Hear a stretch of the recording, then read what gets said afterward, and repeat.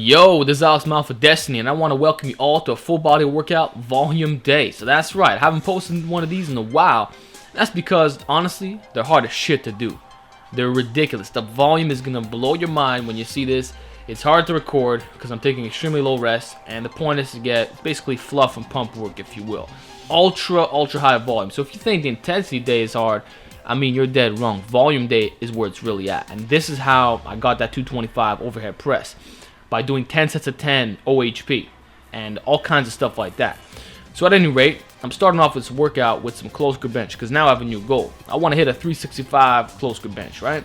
So I'm doing 6 sets of 10 with 225, and I'm taking about a minute rest in between. So very short rest intervals and trying to get some good reps.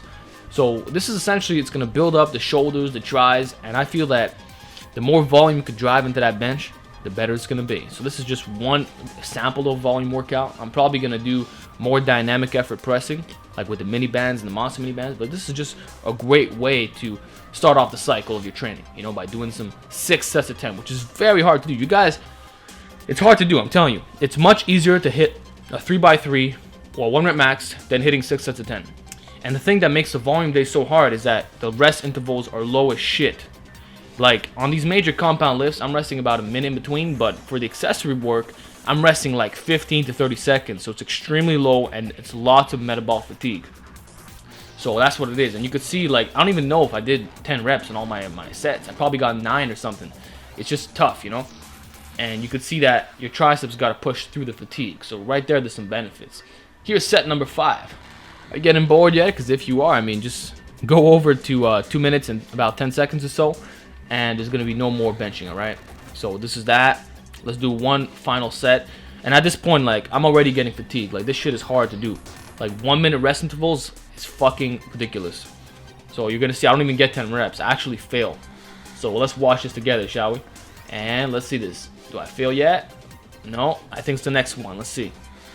And yeah, right there. See, I couldn't lock that bitch out because it's fatigue, and that's the thing. You're not focusing on the weight. The whole benefit of the volume days is that you're trying to get some sick-ass volume with intermediate velocities. At any rate, now I'm doing some weighted dips. And believe it or not, I lost a fuckload of strength on these. Because I haven't done a weighted dip in like a year and a half, I think, about that. And in my peak, I was doing 135 for reps, like easily above 5 reps. But now, 90 pounds is feeling hard. I don't know if it's because I weigh 180 pounds and because I haven't done weighted dips, but it feels harder. And as you can see, I'm doing full range of motion, no half repping bullshit. Like, this is as deep as I could go for my anthropometry. So you're really getting the stretch in the chest, the shoulders, and the triceps.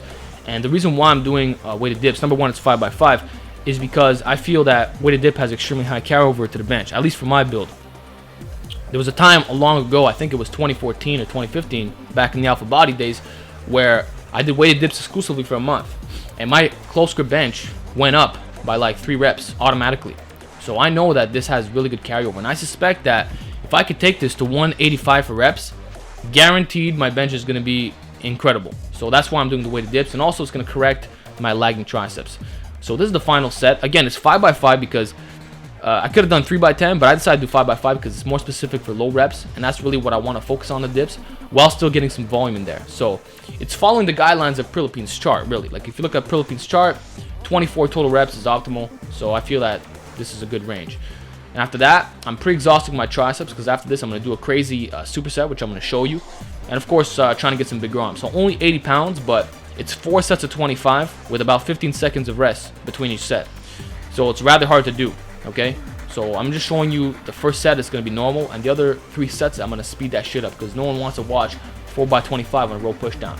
But you could see, like, I'm really going to take my triceps seriously in 2017. I want some 17s. I think it would look badass. I think it's going to help my performance, and it's just something that has to be corrected because my forearms they're almost 15, and they're starting to overpower my upper arm, and it's just like they're too overdeveloped in comparison, so it's not normal. Anyway, so these are the tricep pushdowns. I like the benefit of doing these before the extensions and stuff like that is because you don't get elbow pain. And for me, I have hypermobile elbow, so I feel that doing pushdowns before it really helps with that pain. And a good technique is to raise, see how I'm bringing my hand up like towards my chin area? That's using shoulder flexion, which basically activates the long head of the triceps. So a really cool trick right there. So at any rate, here is the insane superset that I was talking to you guys about. It's very, very hard to do, and this is going to pump your triceps like nothing else. And basically what you do is you grab some dumbbells and you hit some, you hit some extensions, right, behind the head. So you don't bring it to your skull and stuff like that. Like, you want to bring it really back and stretch out the long head, okay? Don't use too heavy of a weight, because number one, you won't be able to, especially if you're pre-exhausted. Anywhere between like 30 and 50 pounds should be optimal, but 50 pounds is probably too heavy for this exercise, right? And then what you do is you go into the bench dips. So you put your feet on top of another object and you bench dip that shit. And let me tell you, it's very hard to do at this point, because you're hitting failure on your extensions, then you're doing your dip bench, which further activates your tris. And then there's one more component to this. So let me show you what that is, right? So you take a dumbbell, you put it over your head, and then it's weighted stretching time, baby. So you stretch it out, you just hold it for 30 seconds. I'm speeding it up because no one wants to see that shit. And boom, that's really, really gonna build the long head. You do this superset, I guarantee you, your long head is gonna be pumped up like fucking crazy. After this, I'm gonna show you my pump. My arms were over 17 very easily because of this superset. So now I'm just gonna speed everything up, because you don't have to watch it at normal speed. But I'm trying to demonstrate how fucking hard this is. Like, the stress that you get on your triceps is absolutely ridiculous, and the weighted stretch feels phenomenal. All right, now, and I suspect that weighted stretching, this is my new theory, that exclusively weighted stretching will build bigger triceps, because I got big traps by doing stretching movements, right? Rack pulls, cheat shrugs, stuff like that. So I have no reason to believe why it wouldn't work on the tris. Now, here's one bench dip that is not slow mode, and you can see, like, I don't know why. Maybe it's my build, but the bench dip, I feel my triceps more than anything else. I feel it more than the close grip bench with heavy weight. I feel it more than the push down. I feel it more than any other exercise in existence. I don't understand why. Maybe it's because of my hypermobile elbows. It somehow counteracts it, but the stretch you get is fucking ridiculous. Like, it's a really, really good stretch. I think that the bench dip might be the key to unlocking bigger arms. So I'll be experimenting with that, let you guys know how it goes. So that's about it for the upper body, man. I was pretty tired at this point. So actually, I took a little break, 5-10 minutes, had a banana, some juice, and that's it. And I'm talking about fruit juice, motherfucker. So yeah, here's my triceps. You can see like how pumped they are. It's ridiculous. But yeah, let's move on to the lower body section. This is where things get interesting. So I'm doing 9 sets of 3 rack pulls, right? With the Monster Minis. And the Monster Minis, I don't know what the tension is. I know it's more than 50 pounds of lockout, but I can't give you precise numbers because it's not a bench. Like, I know on the bench press, it's 125 at the top. But with rack pulls, I don't know, because they're not stretched out as much. All I can confirm is that it's more than 50 pounds. So I bumped the weight up to 545, and that's basically what I do for the next 5 sets or so. And so it's basically, I'm getting around a little bit over 600 at the top. And what's so difficult about the speed rack pull is that you're taking 30-second rest intervals. So it's very hard to film. It's hard to film the shit, and it's very brutal at the same time. So basically what I'm doing is, it's like I'm filming for 10 minutes straight for the most part. I don't even take off the record button, and I'm just standing there. I'm waiting with the straps, and then boom, I get started. So this is it, and you need a large SD guard to pull this off. So I'm doing 8 sets of 3, right? With 545, around 50 pounds of band tension. You have to think about how much overload my traps are getting. Actually, my traps are sore as fuck today. This is over 12,000 pounds of work on my traps. So although the reps are low, the volume is rather high. Plus, there's a time retention from holding the weight. So it goes beyond just the reps. Like some reps, I'm doing holds. So my traps are getting stretched to the absolute limit. And I guarantee you that this is going to help your speed on your rack pulls. It's going to build your work capacity, and it's going to get you yoked.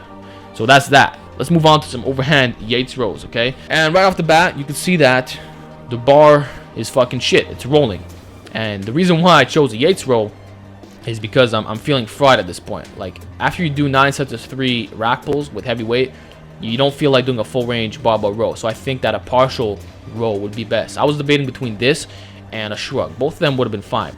So I'm doing 3x20 Yates row, okay?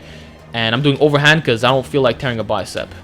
And this right here is hard as shit. Let me tell you guys, like, I'm taking about 30 to 45 seconds between each set, and wow, this is like ridiculous. And I could tell you that since I had this flu, my work capacity has gone down like a motherfucker. I'm gonna show you a post commentary like right after the set, but it's tough to do. Like, Yates row, 3 sets of 20 with 315, taking really, really low rest. It's hard as fuck. So listen to this post commentary now. Holy fucking shit, I have no work capacity, bro. Like, I had a flu for 2 weeks, right? I came back, max effort strength was not a problem. I was able to hit all my PRs. The fucking volume day is killing me though, man. This is my first volume day. I can't fucking breathe, bro. Halfway through the workout, I can't fucking breathe. Like shit. Work basket went down. Like crazy. But we're gonna keep doing it. There's no excuses up in this bitch. So yeah, man. That's it. It's just after having this flu, I noticed that my intensity work has not gone down whatsoever, but my work capacity is garbage. I have no work capacity whatsoever. And I think that's what the flu does to you. For some reason, it doesn't kill your strength, but it just kills your work capacity. So this is the final set of the Yates row, 3x20. It was very hard to get, but I pulled it off. So that's that. Let's move on to some easy stuff. So I grab a dumbbell and I do some seated shrugs. Not perfect form, but whatever. I'm telling you, like, once you hit your back with the rack pulls and the Yates rows, even a 50-pound dumbbell feels heavy in your hand. Like, I had to strap up for fucking 100 pounds, bro. Like, it's crazy. I was just drained at this point. And to kill time, I decided to superset it with some dumbbell upright rows. Plus, it gives you a better pump. So that's what I'm doing. So immediately after the dumbbell shrugs, which I hit 3 sets of, I just grabbed some 30-pound dumbbells, hit some upright rows. And you can see that my traps are by far my best body part. So what I'm doing works. Everything that I tell you guys works. You have to do the heavy rack pulls with the heavy stretching. You got to do volume work. Like, both of these things are absolutely essential for not only preventing injuries and maximizing performance, but like just not having plateaus. Like, this is the basis of concurrent periodization. You're managing volume intensity throughout the yearly cycle. So that's what it is. So besides that, like I said, I'm getting tired at this point, so I decide to do some waiter walks. I grab an 80-pound dumbbell and I hit 5 sets of this shit. 5 fucking sets. I'm only gonna show you like 1 set on my right arm, 1 set on my left, but it comes down to a lot of work. Let me tell you guys, each revolution takes 1 minute to accomplish. So I'm doing 5 minutes total of these waiter walks with 80-pound dumbbells. It's hard as hell. And what it does is it builds your entire midsection. It builds crazy work capacity. You can call this GPP. Actually, I would say it's GPP. And it's just an incredible lift to do. Lots of strongman competitors are doing their training. I started doing it. I suspect it's going to help my lockout strength and my work capacity. So that's primarily, and of course my oblique strength, which I feel is extremely important as a drug-free lifter, like if you don't want to get injured. But that's the waiter's walk. It's extremely difficult to do. Mark my words. So that's that. Let's move on to something else, right? So here's some bodyweight reverse hypers. I could have done a regular hyper or something else like a pull through, or I could have done whatever I wanted, but I chose a bodyweight hyper because honestly I was just fried at this point of the workout. Like, I'm just dead. I have no work capacity whatsoever. The volume day is the hardest day ever. You think intensity is hard? No, intensity is a fucking joke. You get to rest like 3 to 5 minutes between each set. You know, you're chilling. Volume day is hard. So that's why I'm doing bodyweight, because I'm just too tired. I was too lazy to get on the regular hyper and rep that out. I don't even know if I could do it, to be honest with you. So that's what I'm saying. Volume day is so hard that I actually puked on one of my other workouts. So it's fucking crazy. And that's why, like, it's also hard as hell to film because I'm resting like 15-30 seconds. So that's why I don't really post this too often, but it's crazy. So that's it. I end off the workout with some incline curls, which is the most strict curl you can get. There's nothing more strict than this. I would say this is, actually I would say the preacher is a bit more strict, but this is the next best thing. And what's good about it is that you can really get a really deep stretch in that bicep. And like I said, my arms are my worst body part, so I hit 6 sets of 10 with like 30-pound dumbbells, which is lightweight, but I'm using perfect form. Perfect form, around 15 seconds of rest. You'd be surprised how hard it can get with the low rest intervals. But in essence, that, my friends, is a volume day. It's very, very hard. It's the hardest day of the week by far, and I fucking hate every single second of it. I hate volume days. It feels like I'm in hell. I feel dead after doing it. It's the hardest day of all time. So that's why I don't post it too often, man. But I hope you enjoyed it. Maybe this will give you some ideas how to program your own training. But realize that it's basically bodybuilder work. You're trying to build your muscles, your work capacity, all that good stuff. So hope you enjoyed this video. Let me know what you think down below, and I'll talk to you guys next time.